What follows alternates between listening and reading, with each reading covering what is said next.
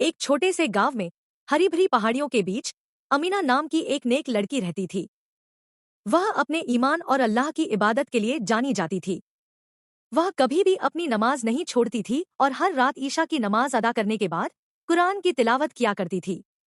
एक रात जब पूरा गांव गहरी नींद में था, अमीना अपनी खिड़की के पास बैठी तिलावत कर रही थी।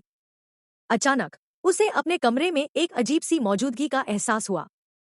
हवा में ठंडक सी फैल गई और उसके दिल की धड़कन तेज हो गई। यह एक जिन्न था, अल्लाह की बनाई हुई अदृश्य मखलूक। डर के मारे अमीना का शरीर कांपने लगा, लेकिन तभी उसे पैगंबर मोहम्मद सल्लल्लाहु अलैहि वसल्लम की वह हदीस याद आई जिसमें आयतुल कुर्सी की ताकत बताई गई थी। बिना वक्त गवाए उसने पूरे यकीन और तसल्ली के साथ आयतुल कुर्सी पढ़ना शुरू कर दिया। जैसे ही अमीना की आवाज कमरे में गूंजी, एक रोशनी सी महसूस हुई। जिन्न बेचैन होने लगा। वह इन पवित्र अल्फाजों को बर्दाश्त नहीं कर सका। देखते ही देखते वह वहां से भाग गया। अमीना की इबादत और अल्लाह पर भरोसे ने उसे हर बला से महफूज रखा। उस रात के बाद अमीना का ईमान और मजबूत हो गया।